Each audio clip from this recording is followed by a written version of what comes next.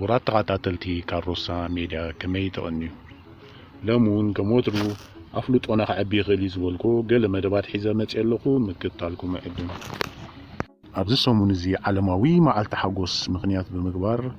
ኣስማት ናይተን ብሓጎስ ኣብ ቅድሚት ዝስራዓ ሃገራት ዓለም ከምኡን ዝርዝር ኣስማት 10 ሕዙናት ወይ ዘይሕጉሳት ሃገራት በቲ ንዕጋበት ህይወት ወይ ዌልቢን ዜጋታት ሃገራት ዝከታተል ኣካል ውድብ ሕቡራት ሃገራት ተገሊጹ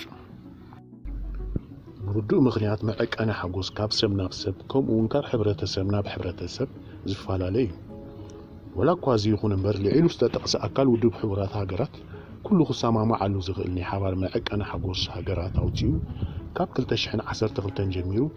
ዓመት መፅእ ዌልቢን ወይ ደረጃ ዓጋበት ህይወትን ሓጎስን ዜጋታት ሃገራት ንምፍላጥ ክጥቀመሉ ጸኒሕን ኣሎ ካብቶም ቀንዲ እዚ ትካል ንሓጎስ ዜጋታት ሃገራት ዝዕቀነሎም መለክዒታት እዞም ስዕቡ እዮም ቀዳማይ ንዜጋታት ዝግበረሎም ማሕበራዊ ደገፋት ካልኣይ ውልቃውን ማሕበራውን ናጽነት ናይቲ ሕብረተሰብ ሳልሳይ ላይፍ ኤክስፔክታንሲ ወይ ናይ ሓንቲ ሃገር ዜጋታት ብህይወት ክጸንሕሉ ዝኽእሉ ገምጋም ዕድመ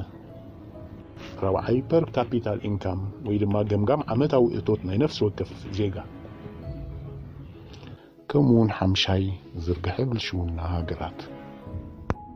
ኣብዚ ዓመት እውን ኣብ ነፍሲ ወከፍ ሃገር ኮሮና ቫይረስ ዘስዓቦ ቁጠባውን ማሕበራውን ሃስያታት ከም ተወሳኺ ረብሒ ኣብ ግምት ኣትዩ ኣሎ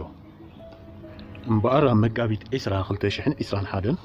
ኣብ ሕቡራት መንግስታት ኣሜሪካ ተዘኪሩ ዝወዓለ ዓለማዊ መዓልቲ ሓጎስ ምክንያት ብምግባር ውድብ ሕቡራት ሃገራት እዘን ዝስዕባ ሃገራት ምስ ቀዳሞት 20 ሕጉሳት ሃገራት ሰሪዕወን ይርከብ ብደረጃ ዓለም ቀዳመይቲ ሕጉስቲ ሃገር ተባሂላ ተጠቒሳ ዘላ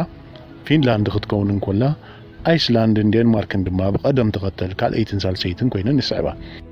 ካብ ራብዐይቲ ክሳብ 20 ዘለዋ ሃገራት ድማ ብቐደም ተኸተል ከም ዝስዕብ ተርታ ሒዘን ይርከባ ራብዐይቲ ስዊዘርላንድ ሓምሸይቲ ሆላንድ ሻድሸይቲ ስዊድን ሻብዐይቲ ጀርመን ሻምነይቲ ኖርዌይ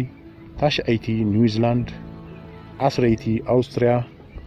መበል 11 እስራኤል 12 ኣውስትራልያ 13 ኣየርላንድ 14 ሕቡራት መንግስታት ኣሜሪካ 15 ካናዳ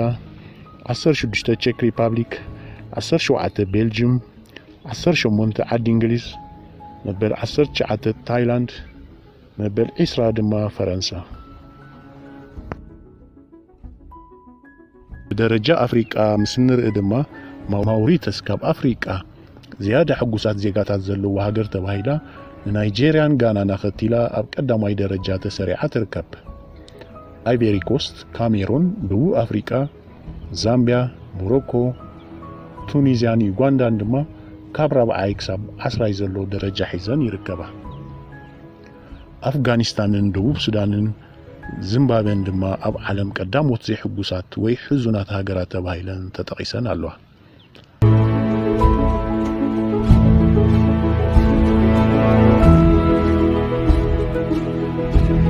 ብደረጃ ዓለም ቀዳሞት 10 ሕዙናት ወይ ዘይሕጉሳት ተባሂለን ተጠቒሰን ዘለዋ ሃገራት እዘን ስዕባየን ኣብዚአን ድማ እተን 7 ካብ ሃገራት ኣፍሪቃ እየን ቀዳመይቲ ኣፍጋኒስታን ክትከውን ከላ ካልአይቲ ደቡብ ሱዳን ሳልሰይቲ ዚምባብዌ ራብዐይቲ ሩዋንዳ ሓምሸይቲ ማእከላይ ኣፍሪቃ ሻድሸይቲ ታንዛንያ ሻውዐይቲ ቦትስዋና ሻምነይቲ የመን ታሽዐይቲ ማላዊ ዓስረይቲ ድማ ህንዲ ክቡራት ተኸታተልቲ ካሮሳ ሚድያ ብምክትታልኩም እናመስገንኩ በዚ ትሕዝቶ ዕጉባት እንትኮንኩም ኣብ ቀጻሊ ብተመሳሳሊ መደብ ክንረኸብ ሼር ኤንድ ሳብስክራይብ ክትገብሩ ብኣኽብሮት